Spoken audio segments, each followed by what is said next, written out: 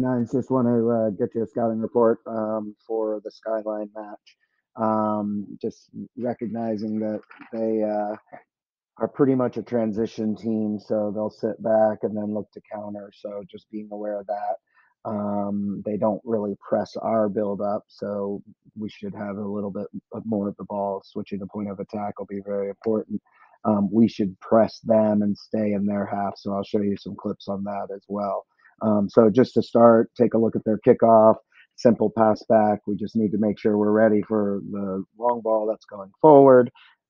Pretty much a 4-3-3 that they sit back in and try and uh, transition or counterattack on us. So as you can see, out of their defensive shape, this area right here is for us to get the ball into the middle and switch the point of attack to an outside back or a wide mid. Becomes very important for us because once you break them down, there's a lot of space there to be able to attack. And the opponent here in black, it takes them a while to do it. She kind of plays it behind her, but then you can see even when she does get face forward, you can see that there's plenty of gates, for forwards to run in, for us to play forward. So just recognize that piece. Should be able to combine and create some opportunities to get in behind their back line. Um, when we have the ball in our build up. Very similar here.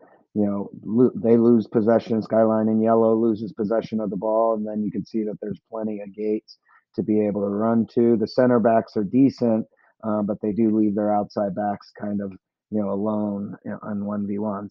You can also see that they don't pressure very well. They don't step up. So any of our forwards or the Mias or anybody who's playing in an attacking central role should be able to beat them on the dribble and get some opportunities. Um, Same here. Once she's able to turn and break this line, you can see that there's gate after gate after gate to be able to play through. And again, nobody pressures her, so she's able to dribble and get the shot off. So the decision making there will be super important for us. They didn't really need to kick long, but it worked out for her. Because you can see once they do their counter attack and they try and attack, you can see how their lines look. They don't have a collective shape, in the opponent's half, they do in their own half. So just recognize what ends up happening here is now there's a 2v1, and clearly the play should be to play out wide and get a cross in. But there's a lot of options there for her or for us to be able to do against them.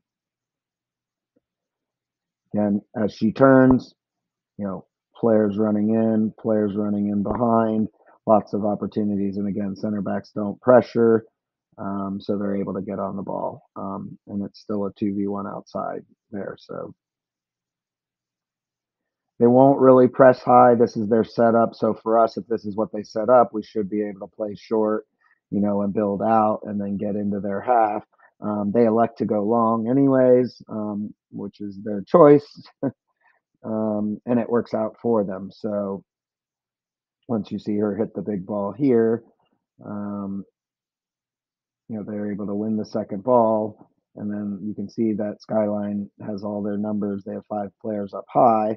So the gaps here to play into forwards or to play into our wide midfielders will be pretty important for us, just to make sure we're creating opportunities because now you can see they're in a 4v4. So, and this happens often in the games and in their games. So we want to make sure that we're ready for it and pounce on it. This is one of their transitions to attack. So they're defending now. So just recognize that this is how they're going to want to get out. Once they do get on the ball, everything's going to be about how quickly can they get the ball forward? Can they play into space really fast? And you can see forwards are running. And then you can see right here, the backs are pretty much staying at home. On their build-up, for us, we need to make sure that we're pressing them high in their half and not allowing them out of their half. So, wide mids right here, this is what we should look like. And then wherever the ball goes, if the ball goes here, we all travel to make sure we get on the ball, because you'll see in a few of these clips that they really struggle to get out of their own half, especially when they're being pressed. So, be important for us to make sure we force them to make plays, and play long so that we can just scoop it up and then get in on the attack.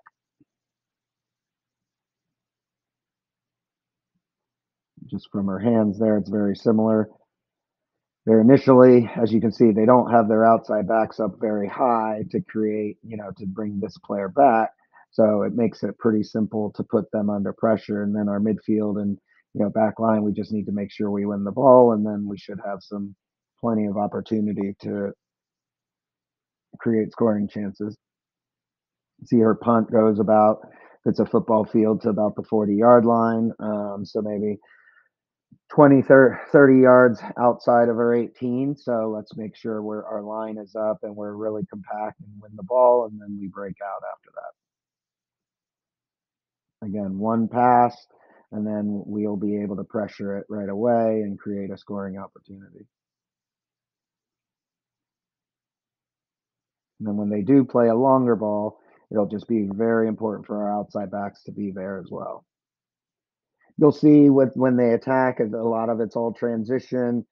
This is off a throw in, obviously, but all they're trying to do is play the ball in behind, and have three players, three forwards, and a few midfielders. Play forward, dribble forward, and then play a ball into space. So as you can see here, midfield turns her and then just dribbles,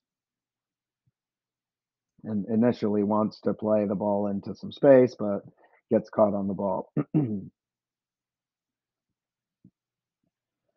Another one here, same thing, winning the ball in midfield. Not a bad pass to break that line. And then you can see all they're trying to do is play the ball into spaces where they can, get in on breakaways. So as long as we're covering for each other center backs, and we're always numbering them in the back, it's super important for us, to clean it up. We should have to get the ball back. Again, it's a turn and then a play forward. So, and what's wrong with the team in black here is all of them are facing their goalkeeper instead of backpedaling and keeping the game in front of them, which we do a good job of. So it'll be important for you guys to, recognize that. So just some restarts here. You can see how they're set up.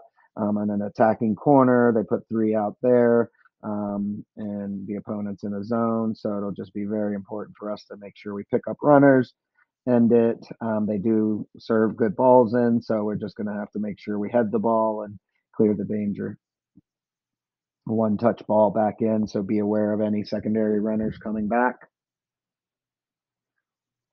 Long distance free kick, not much to it, but just recognize that they'll probably do this, so we need to make sure we're marked up and not allowing them to get a free look on the ball. So the opponent's corner, just recognize how they're marking up here, and then they have a four-player zone right there.